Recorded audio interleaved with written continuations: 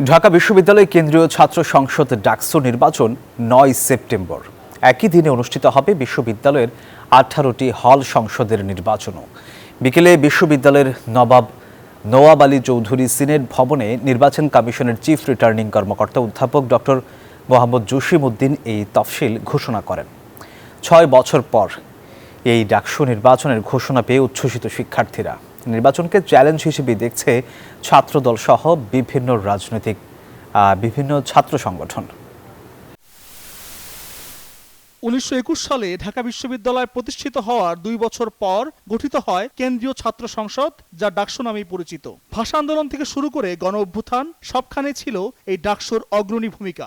সেই ডাকসু নির্বাচন আবারও ফিরছে দীর্ঘ বিরতির পর। মঙ্গলবার বিকেলে দেশের দ্বিতীয় সংসদ খ্যাত ডাকসু নির্বাচনের তফসিল ঘোষণা করেন প্রধান রিটার্নিং কর্মকর্তা অধ্যাপক ডক্টর গোলাম রব্বানী। জানান ৯ সেপ্টেম্বর হবে ভোট গ্রহণ, ফলাফল ঘোষণা হবে একই দিনে। ভোট গ্রহণের তারিখ ও সময় ৯ সেপ্টেম্বর ২০২৫ মঙ্গলবার সকাল ৮টা থেকে অপরাহ্ন ৩টা পর্যন্ত। ভোট গণনার তারিখ ও সময় ৯ সেপ্টেম্বর ২০২৫ মঙ্গলবার ভোট গ্রহণের পরপরই। ভোটের ফলাফল প্রকাশ ৯ সেপ্টেম্বর ২০২৫ মঙ্গলবার ভোট গণনার পরপরই। সর্বশেষ ডাকসু নির্বাচন অনুষ্ঠিত হয় ২০১৯ সালে। ২৮ বছর পর ওই নির্বাচন অনুষ্ঠিত হয়েছিল। স্বাধীনতার পর ১৯ বার নির্বাচন হওয়ার কথা থাকলেও হয়েছে মাত্র ৭ বার। তাই ৬ বছর পর কাঙ্ক্ষিত এই নির্বাচন নিয়ে উচ্ছ্বাসিত শিক্ষার্থীরা। আমেজ অলরেডি ক্রিয়েট হয়ে গেছে যে ক্যাম্পাসের মধ্যে একটা নির্বাচন হচ্ছে, ডাকসুর মতো একটা নির্বাচন। ডাকসু নির্বাচন আমরা চাচ্ছি যে এটা শিক্ষার্থী বান্ধব হোক। নতুন বাংলাদেশে আমরা একটা ফেয়ার নির্বাচন চাই। এই নির্বাচন ঘিরে বিশ্ববিদ্যালয় প্রশাসনকে আরও সক্রিয় হবার আহ্বান বিশ্ববিদ্যালয়ের বিভিন্ন সংগঠনের নেতাদের। আমরা এই ধরনের একটা ডাকসু নির্বাচনই দেখতে চাই, যেখানে স্টুডেন্টরা যে ভোট দিবে সেটাই কাউন্টেড হবে। পাল্টা কোনো ব্যালট বাক্স প্রভোস্টের রুমে বা একাডেমিক ভবনে হুট করে পাওয়া যাবে না, বা সিলমেরা ব্যালট বাক্স। বান্ডেল থাকলে প্রতি সেনমানিতে টাকা বাঁচবে। বিকাশ সেনমানি বান্ডেল কিনে জিতুন প্রতি লেনদেনে। পাওয়া যাবে না, বা এরকম লাইন জ্যামিং করে লুডো খেলা হবে না। বিশ্ববিদ্যালয় প্রশাসন যদি পরিপূর্ণ আন্তরিক থাকে, তাদের চেষ্টা কোনো ত্রুটি না থাকে, শিক্ষার্থীরা যদি তাদের অধিকার সম্পর্কে সচেতন থাকে, ছাত্র সংগঠনগুলো তাদের দায়িত্বশীলতা সম্পর্কে সচেতন থাকে, তাহলে আমি মনে করি কোনো প্রতিবন্ধকতা তৈরি করতে পারবে। পিছিয়ে নেই বামপন্থী সংগঠনগুলো।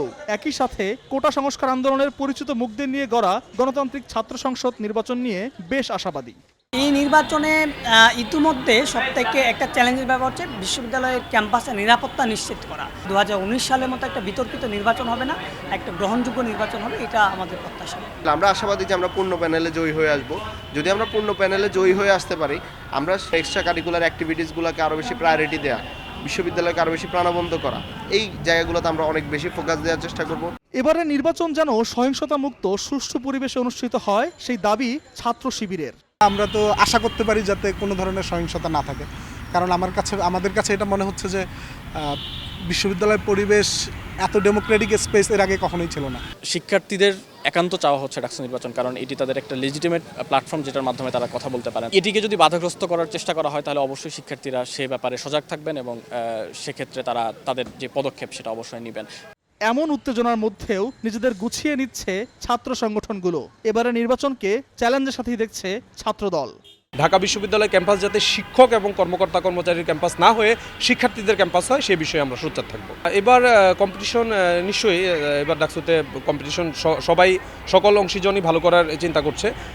যারা প্রকাশ্যে কার্যক্রম করছে তাদের আমরা দেখছি, কিন্তু যারা পলিটিক্যাল ব্যানারের হয়েও নন পলিটিক্যাল জায়গা থেকে কাজ করছে বা প্রকাশ্যে কাজ করছে না, তাদের বিষয়ে আসলে আমরা বলতে পারছি না। সংশ্লিষ্টরা বলছে এই নির্বাচন অবাধ, সুষ্ঠু ও অংশগ্রহণমূলক হলে দেশের গণতন্ত্রের জন্য নতুন মাইল ফলক হবে। শুধু ছাত্র রাজনীতির জন্যই নয়, ডাকসু নির্বাচন জাতীয় রাজনীতির জন্য একটি বড় রেফারেন্ডাম। এখন দেখার বিষয় কতটা শঙ্কামুক্তভাবে এই নির্বাচনের আয়োজন করতে পারে ঢাকা বিশ্ববিদ্যালয় প্রশাসন। আল মোহাইমিনুল খান, নিউজ 24, ঢাকা।